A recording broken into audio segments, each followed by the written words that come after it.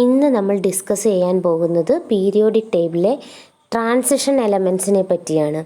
അപ്പോൾ കഴിഞ്ഞ പാർട്ടുകളിലെല്ലാം നമ്മൾ പീരിയോഡിക് ടേബിളിനെ പറ്റി പറഞ്ഞു, മോഡേൺ ലാ പറഞ്ഞു, മോഡേൺ പീരിയോഡിക് ടേബിൾ കൊണ്ടുവന്നത് ആരാണെന്ന് പറഞ്ഞു.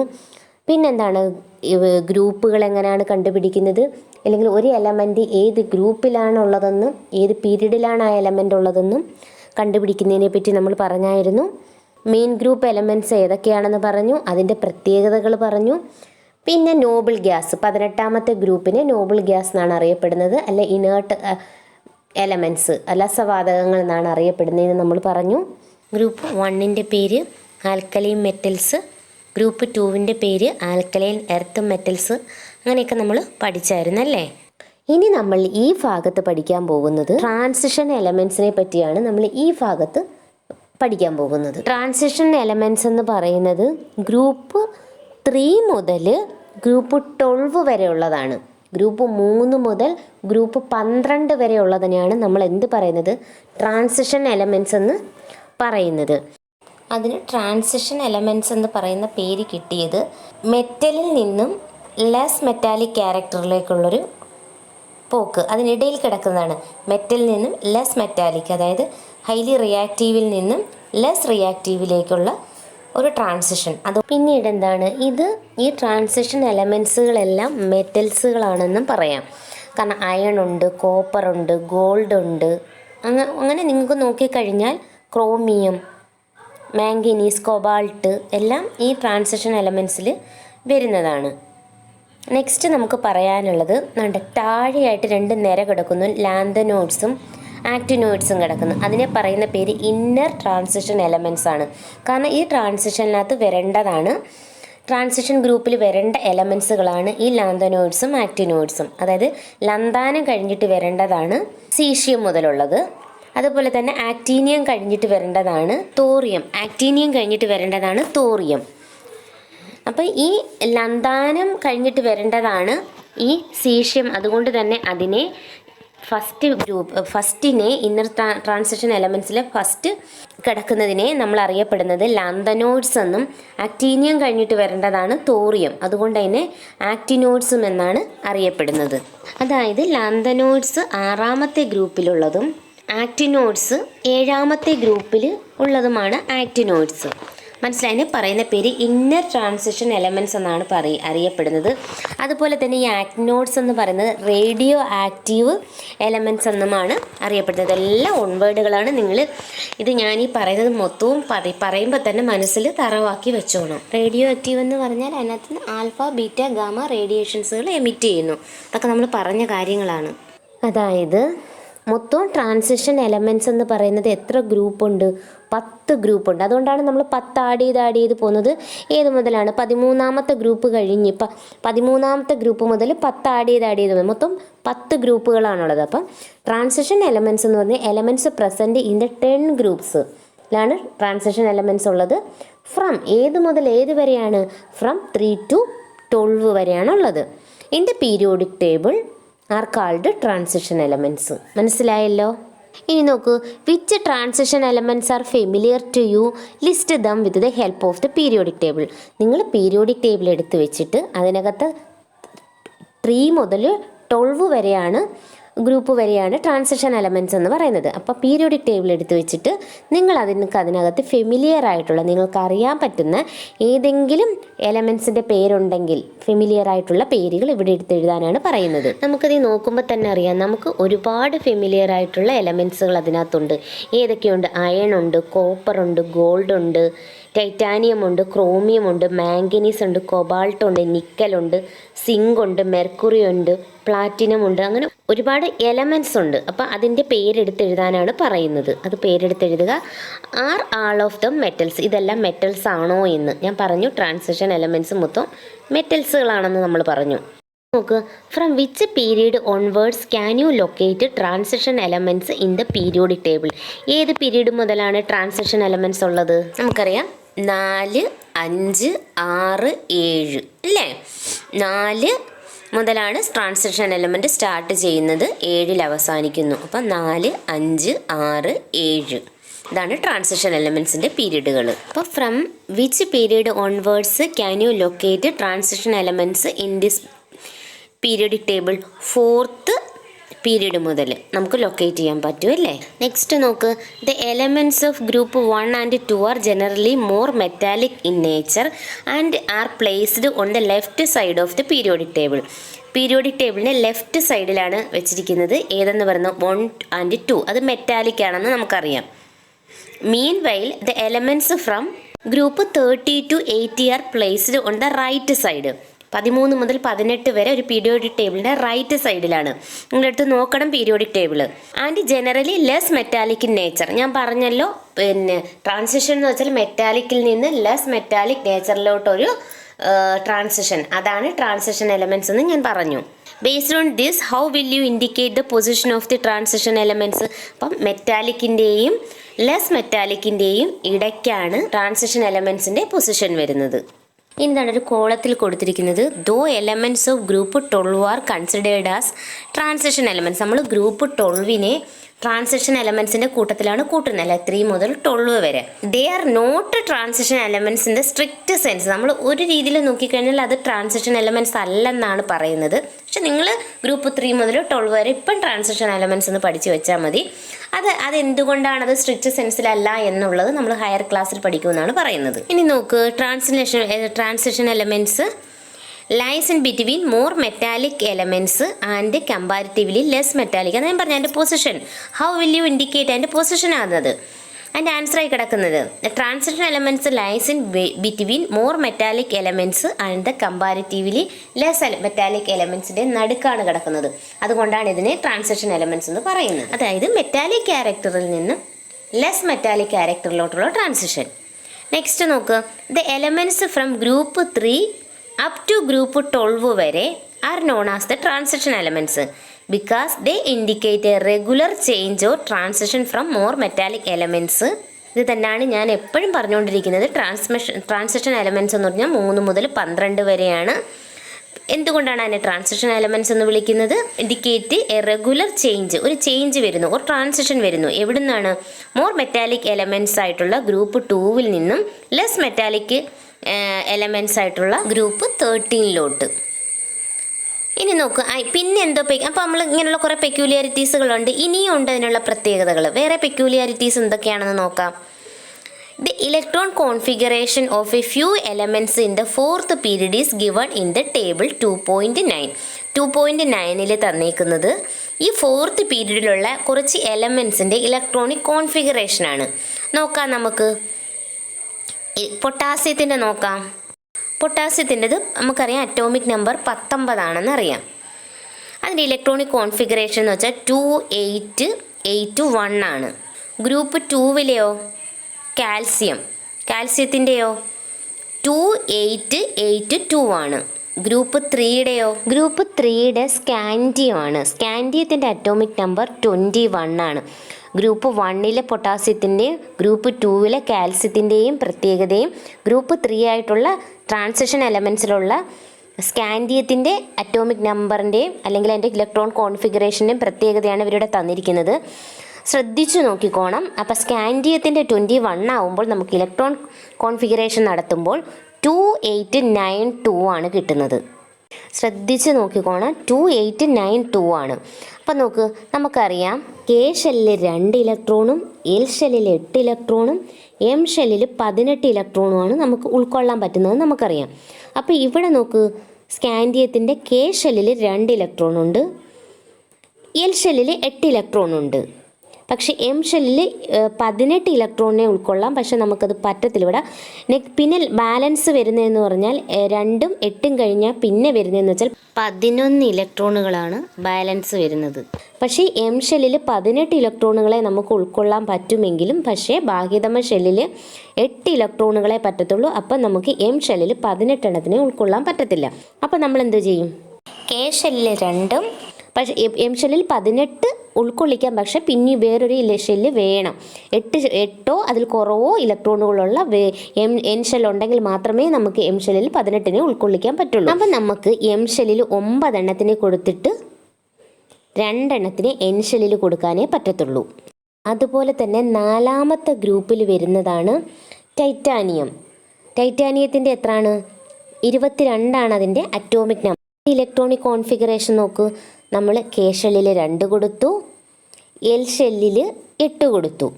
പിന്നെ ബാലൻസ് വരുന്നത് 12 വരും.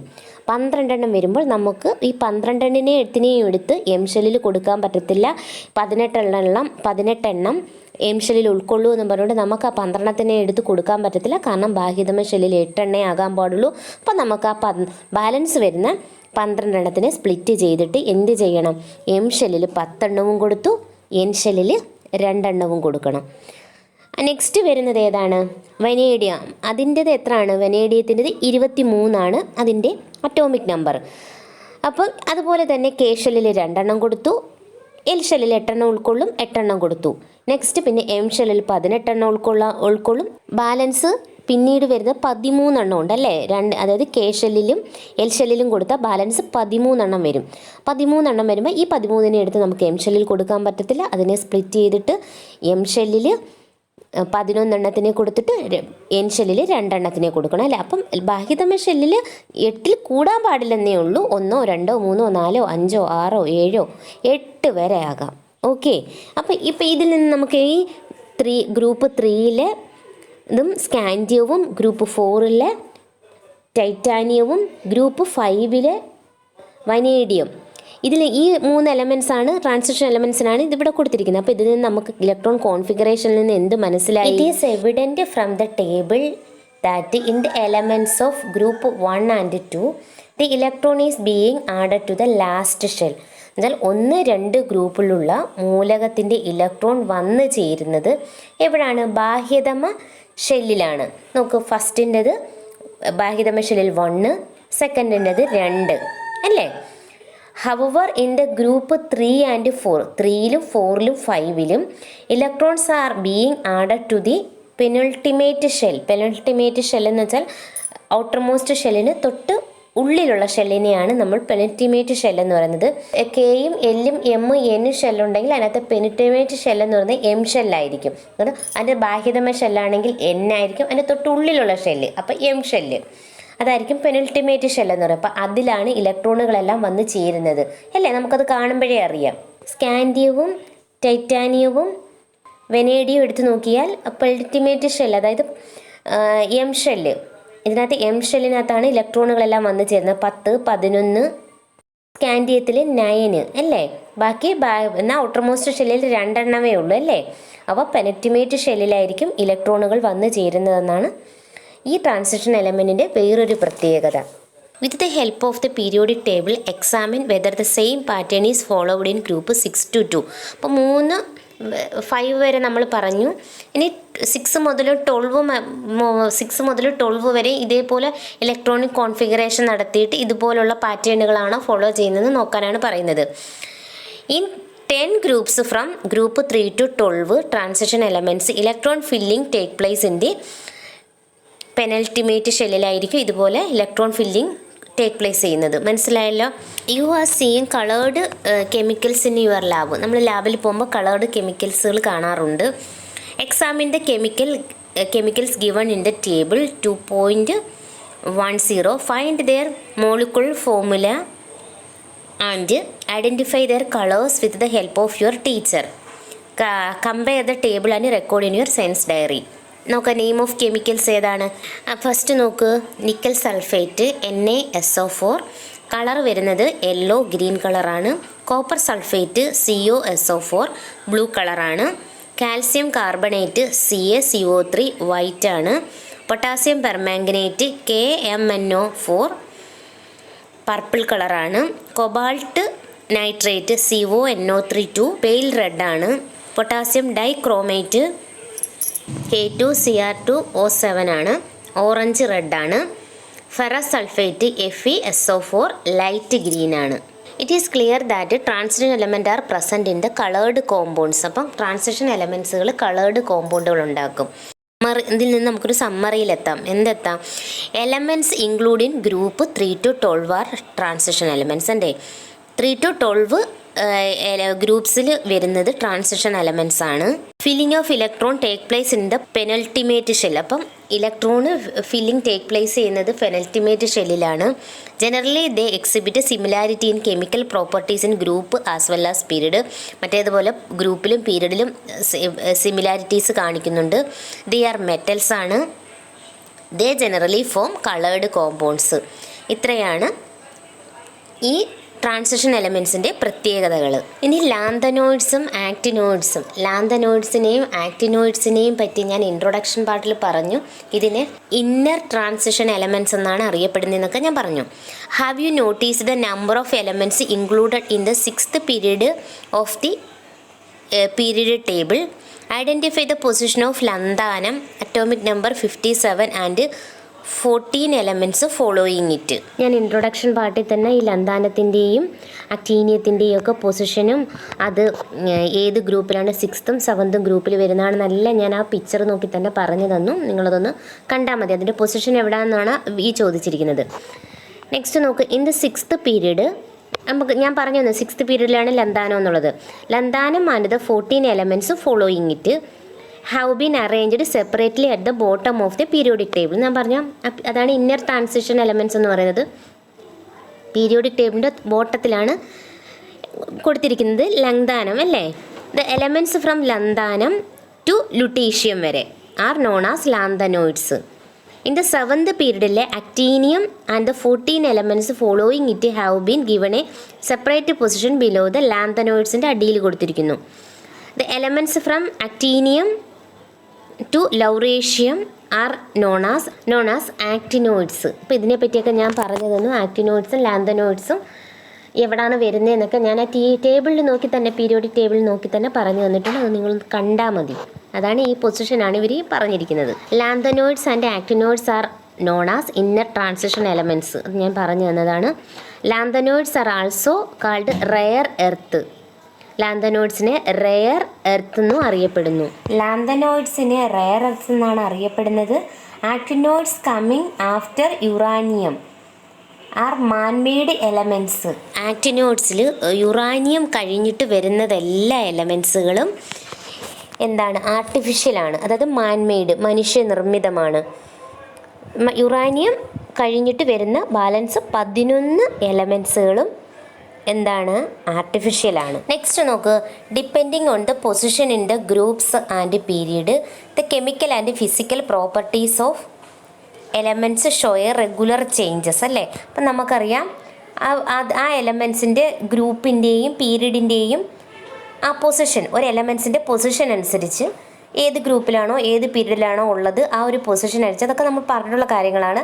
അതിൻ്റെ ഫിസിക്കലും കെമിക്കൽ പ്രോപ്പർട്ടീസിലും ചേഞ്ചസ് വരുന്നുണ്ട്. ഫസ്റ്റ് ഗ്രൂപ്പുകാരുടെ ഒരേ സ്വഭാവമായിരിക്കും, അതിൻ്റെ പൊസിഷൻ അവിടെയാണ്. എന്നാൽ സെക്കൻഡ് ഗ്രൂപ്പ് വരുമ്പോഴത്തേക്ക് അതിൻ്റെ സ്വഭാവം വേറെയാവും. കാരണം അതിൻ്റെ പൊസിഷൻ വേറെയാണ് അല്ലേ. അപ്പോൾ അതുപോലെ based on the position and period, ആ എലമെൻറ്റിൻ്റെ പീരീഡിനനുസരിച്ച് അതിൻ്റെ കെമിക്കൽ ആൻഡ് ആ ഒരു എലമെൻറ്റിൻ്റെ കെമിക്കൽ ആൻഡ് ഫിസിക്കൽ പ്രോപ്പർട്ടിക്ക് സ്വഭാവത്തിന് വ്യത്യാസം വരും. കെമിക്കൽ ആൻഡ് ഫിസിക്കൽ പ്രോപ്പർട്ടി എന്താണെന്ന് ഞാൻ പറഞ്ഞിട്ടുണ്ട്.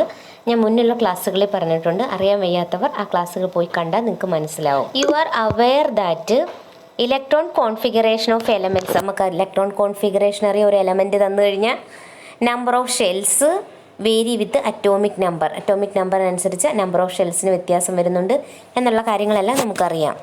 ഇനി നമുക്ക് പഠിക്കാനുള്ളത് size of atom in group and period. ആറ്റത്തിൻ്റെ സൈസ്, വലിപ്പം. Though atom are extremely minute particles. നമുക്കറിയാം ആറ്റം എന്ന് പറയുന്നത് മൈന്യൂട്ട് പാർട്ടിക്കിൾസ് ആണ്. ആറ്റം ചേർന്നിട്ടാണ് എന്തുണ്ടാകുന്നത്? മോളിക്യൂൾസ് ഉണ്ടാകുന്നതെന്നൊക്കെ നമുക്കറിയാം. Properties of an elements are closely related to the size of its atom. ഒരു ആറ്റത്തിൻ്റെ സ്വഭാവം എന്ന് പറയുന്നത് ആ ആറ്റത്തിൻ്റെ വലിപ്പം അനുസരിച്ചാണെന്നാണ് പറയുന്നത്. പ്രോപ്പർട്ടീസ് ഓഫ് ആൻ എലമെൻറ്റ്സ്, ഒരു എലമെൻറ്റിൻ്റെ സ്വഭാവം are closely related to the size of an atom. ഒരു എലമെൻറ്റ്സിൻ്റെ സ്വഭാവം എന്ന് പറയുന്നത് ആ ആറ്റത്തിൻ്റെ സൈസ് അനുസരിച്ചിട്ടാണെന്നാണ് പറയുന്നത്. The size of an atom can be expressed in terms of atomic radius. The atomic radius എന്ന് പറഞ്ഞാൽ എന്താണ്? The distance between nucleus and the outer most ആ ആറ്റത്തിൻ്റെ nucleus and its outer most shell, അതാണ് അതിൻ്റെ radius എന്ന് പറയുന്നത്. ഷെല്ലുകൾ കൂടി വരുമ്പോൾ റേഡിയസും വലുതായിട്ട് വരും, കൂടി വരും. ഇപ്പം എം വരെ ഉള്ളൂ ഇതിനകത്ത്, എൻ ഷെല്ലാകുമ്പോൾ റേഡിയസിൻ്റെ നീളം കൂടും അല്ലേ. അപ്പോൾ അതാണ് എന്ത് പറയുന്നത്, size of an atom can be expressed in terms of atomic radius. ആറ്റത്തിൻ്റെ സൈസ് വലിപ്പം പ്രസ്താവിക്കാനുള്ള ഒരു രീതിയാണ് atomic radius. It is the distance from the centre of the nucleus to the outermost shell containing electrons. Atomic radius എന്ന് പറഞ്ഞാൽ centre of nucleus, അതാണല്ലേ centre.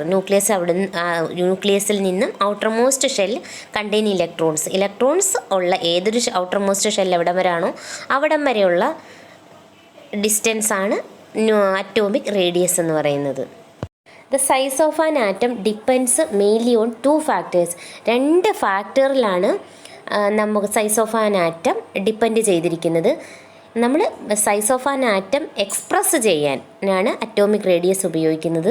Size of an atom depends on 2 factors, അതിൻ്റെ nuclear charge and number of shells. എങ്ങനെയാണ് nuclear ചാർജും number of ഷെൽസും ആറ്റത്തിൻ്റെ വലിപ്പത്തിനെ ആശ്രയിക്കുന്നതെന്ന് നമുക്ക് നോക്കാം. അത് മനസ്സിലാക്കാൻ ഇവിടെ ഒരു ടേബിൾ തന്നിട്ടുണ്ട് അവർ. Name of elements lithium, sodium, potassium, rubidium. അതിൻ്റെ സിമ്പൽ അറിയാം, അറ്റോമിക് നമ്പറും അറിയാം. 3, 11, 19, 37 ഇലക്ട്രോണിക് കോൺഫിഗറേഷൻ നടത്താൻ നമുക്കറിയാം. നമ്പർ ഓഫ് ഷെൽസ് അല്ലേ, ലിഥിയത്തിന് 2 ഷെല്ലാണ്, 2ഉം 1ഉമാണ്. സോഡിയത്തിന് 3 എണ്ണമുണ്ട്, പൊട്ടാസ്യത്തിന് 4 എണ്ണമുണ്ട്, റുബീഡിയത്തിന് 5 എണ്ണമുണ്ട് ഷെല്ല് ഇലക്ട്രോണിക് കോൺഫിഗറേഷൻ നടത്തുമ്പോൾ. What changes do you observed in the number of shells on moving down the group? താഴോട്ട് വരുമ്പോൾ എന്താണ് സംഭവിക്കുന്നത്? ഷെല്ല് കൂടിക്കൂടി വരുമോ അല്ലേ, increase the shell. How does the increase in the number of shells influence the size of an atom? എങ്ങനെയാണ് influence ചെയ്യുന്നത്? Size of an ആറ്റവും increase ചെയ്യും, കാരണം ഷെല്ലിൻ്റെ എണ്ണം കൂടി വരുമ്പോൾ ആറ്റത്തിൻ്റെ സൈസ് കൂടും. കാരണം ആറ്റത്തിൻ്റെ സൈസിനെ എക്സ്പ്രസ് ചെയ്യുന്നത് നമ്മൾ പറഞ്ഞു റേഡിയസ് ആണെന്നല്ലേ, എന്താണ് ആറ്റത്തിൻ്റെ റേഡിയസ് ആണെന്ന്. അപ്പോൾ ഷെല്ല് ഇൻക്രീസ് ചെയ്യുമ്പോൾ എന്ത് സംഭവിക്കും? ആറ്റത്തിൻ്റെ സൈസ് കൂടി വരും. നമുക്കറിയാം, ഒരു ഷെൽ 2 ഷെല്ല് ഉള്ളതിനേക്കാളും കൂടുതലായിരിക്കും 3 ഷെല്ല്, 3 ഷെല്ലിനേക്കാളും കൂടുതലായിരിക്കും 4 ഷെല്ല് അല്ലേ. അപ്പം നമ്പർ ഓഫ് ഷെൽസ് ഇൻക്രീസ് ചെയ്യുമ്പോൾ ആറ്റത്തിൻ്റെ സൈസ് കൂടും. Nuclear charge depend on the number of protons present in the nucleus. അത് നമുക്കറിയാം. അതായത് നമ്പർ ഓഫ് പ്രോട്ടോൺസ് ന്യൂക്ലിയസിനകത്താണ്, ന്യൂട്രോണും പ്രോട്ടോണും എന്ന് നമുക്കറിയാം, ഇലക്ട്രോണും ഓർബിറ്റിനകത്താണെന്ന് നമുക്കറിയാം. അപ്പോൾ ഒരു ആറ്റത്തിൻ്റെ ചാർജ് ശ്രദ്ധിച്ചോണം, ഒരു ആറ്റത്തിൻ്റെ charge depends on the number of protons present in the nucleus. ന്യൂക്ലിയസിനകത്ത് പ്രസൻറ്റ് ചെയ്തിരിക്കുന്ന അല്ലെങ്കിൽ ന്യൂക്ലിയസിനകത്തുള്ള പ്രോട്ടോണിൻ്റെ എണ്ണം അനുസരിച്ചിട്ടാണ് ആ ന്യൂക്ലിയർ ചാർജ് ഡിപ്പെൻഡ് ചെയ്യുന്നത്. കാരണം മറ്റേത് ചാർജ്ലെസ് ആണെന്നറിയാം, ന്യൂട്രോൺ ചാർജ്ലെസ് ആണെന്ന് നമുക്കറിയാം. പ്രോട്ടോണിനും ഇലക്ട്രോണിനും മാത്രമേ ചാർജ് ഉള്ളൂ. പ്രോട്ടോണിന് പോസിറ്റീവ് ചാർജും ഇലക്ട്രോണിന് നെഗറ്റീവ് ചാർജും ആണെന്നൊക്കെ നമുക്കറിയാം. അപ്പം എത്രമാത്രം പ്രോട്ടോണ് അതിൻ്റെ ന്യൂക്ലിയസിലുണ്ടോ അതിനനുസരിച്ചിട്ടായിരിക്കും ആ ന്യൂക്ലിയസ് ചാർജ്, അതിനനുസരിച്ചിട്ടായിരിക്കും അതിന് ന്യൂക്ലിയസ് ചാർജ് ഉള്ളത്. കാരണം ന്യൂക്ലിയസിനകത്ത് പ്രോട്ടോണിന് മാത്രമേ ചാർജ് ഉള്ളൂ, ന്യൂട്രോണിന് ചാർജ്ലെസ് ആണെന്ന് നമുക്കറിയാം. What change do you observe in the number of protons with the increase in the atomic number? Atomic number കൂടുമ്പോൾ പ്രോട്ടോണുകളുടെ എണ്ണത്തിന് എന്ത് സംഭവിക്കുന്നു? കൂടും, ഇൻക്രീസ് ചെയ്യും. കാരണം അറ്റോമിക് നമ്പറും പ്രോട്ടോണുകളുടെ എണ്ണവും തുല്യമാണെന്നറിയാം. അറ്റോമിക് നമ്പർ കൂടുമ്പോൾ പ്രോട്ടോണിൻ്റെ എണ്ണം കൂടുന്നെന്നാണ് അതിനർത്ഥം അല്ലേ. അപ്പോൾ increase in the number of protons. Atomic number കൂടിയപ്പോൾ നമ്പർ ഓഫ് ഷെൽസ് കൂടി, അത് നമ്മൾ കണ്ട് താഴോട്ട് വന്നപ്പോൾ നമ്പർ ഓഫ് ഷെൽസ് കൂടി. അറ്റോമിക് നമ്പർ കൂടിയപ്പോൾ നമ്പർ ഓഫ് ഷെൽസ് കൂടിയെന്ന് നമ്മൾ കണ്ടു. അതുപോലെ തന്നെ അറ്റോമിക് നമ്പർ കൂടിയപ്പോൾ നമ്പർ ഓഫ് പ്രോട്ടോൺസും കൂടി. കാരണം അറ്റോമിക് നമ്പർ എന്ന് പറയുന്നത് നമ്പർ ഓഫ് പ്രോട്ടോൺസ് ആണ്. അടുത്ത ക്വസ്റ്റ്യൻ നോക്ക്. അപ്പോൾ പ്രോട്ടോണിൻ്റെ എണ്ണം കൂടിയേ. What happen to the nuclear charges with the increase in the atomic number?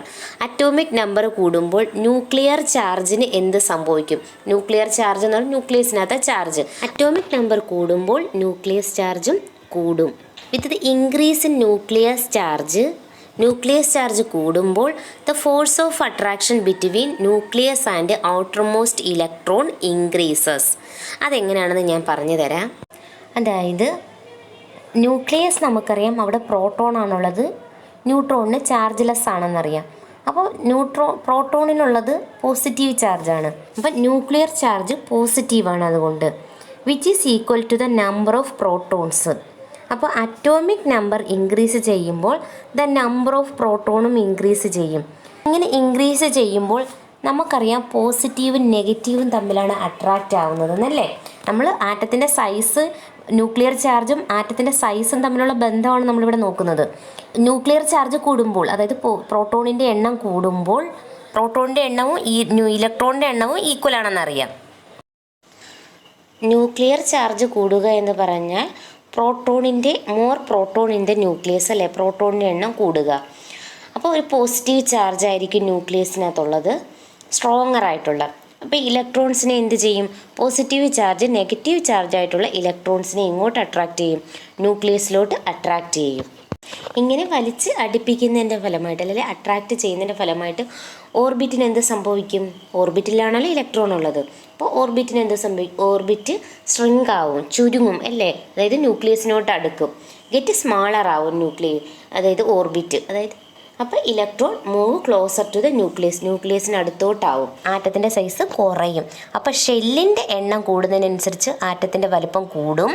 അതുപോലെ തന്നെ ന്യൂക്ലിയർ ചാർജ് കൂടുന്നതിനനുസരിച്ച് force of attraction to the outermost electron increase ചെയ്യും. Consequently size of an atom decreases. ഇനി ഒരു ബോക്സിൽ എഴുതി വെക്കുന്നത് നോക്കൂ. Though nucleus charge increases down a group, its effect is overcome by the increase in number of shells and hence the size of an atom increase. അതായത് ഒരു ഗ്രൂപ്പിൽ മുകളിൽ നിന്ന് താഴേക്ക് വരുന്തോറും ന്യൂക്ലിയർ ചാർജ് വർദ്ധിക്കുന്നുണ്ട്. അപ്പം ന്യൂക്ലിയർ ചാർജ് വർദ്ധിക്കുമ്പോൾ നമ്മൾ തൊട്ട് മേളിൽ പറഞ്ഞു what happen to the size of an atom, ആറ്റത്തിൻ്റെ സൈസ് കുറയുമെന്ന് നമ്മളവിടെ എഴുതി വെച്ചിട്ടുണ്ടല്ലേ. പക്ഷേ ഇപ്പം മുകളിൽ നിന്ന് താഴോട്ട് വരുന്തോറും ന്യൂക്ലിയർ ചാർജ് വർദ്ധിക്കുന്നുണ്ട്. അപ്പോൾ സൈസ് ഓഫ് ആൻ ആറ്റം, ആറ്റത്തിൻ്റെ സൈസും വലുതാവുന്നെന്ന് പറഞ്ഞു. അപ്പോൾ അത് തെറ്റല്ലേ? ന്യൂക്ലിയസ് ചാർജ് കൂടുമ്പോൾ അട്രാക്ഷൻ കൂടും. ഔട്ടർ മോസ്റ്റ് ഷെല്ലിലെ അട്രാക്ഷൻ കൂടുമ്പോൾ ആറ്റത്തിൻ്റെ വലിപ്പം കുറയണം അല്ലേ. പക്ഷേ ഇവിടെ നമ്മൾ മുകളിൽ നിന്ന് താഴോട്ട് വരുന്തോറും ആറ്റത്തിൻ്റെ ന്യൂക്ലിയസ് ചാർജ് വർദ്ധിക്കുന്നു. കാരണം അറ്റോമിക് നമ്പർ കൂടി വരുന്നുണ്ട്, അതുകൊണ്ട് തന്നെ പ്രോട്ടോണിൻ്റെ എണ്ണം കൂടുന്നുണ്ട്, ന്യൂക്ലിയസ് ചാർജ് വർദ്ധിക്കുന്നുണ്ട്. പക്ഷേ ഷെല്ലിൻ്റെ എണ്ണം കൂടുന്നുണ്ട് അല്ലേ. മുകളിൽ നിന്ന് താഴോട്ട് വരുന്നോറും ഷെല്ലുകളുടെ എണ്ണം കൂടുമ്പോൾ ഔട്ടർമോസ്റ്റ് ഷെല്ലിലോട്ടുള്ള അട്രാക്ഷൻ കുറയും. അതാണ് ഇവിടെ പറയുന്നത്.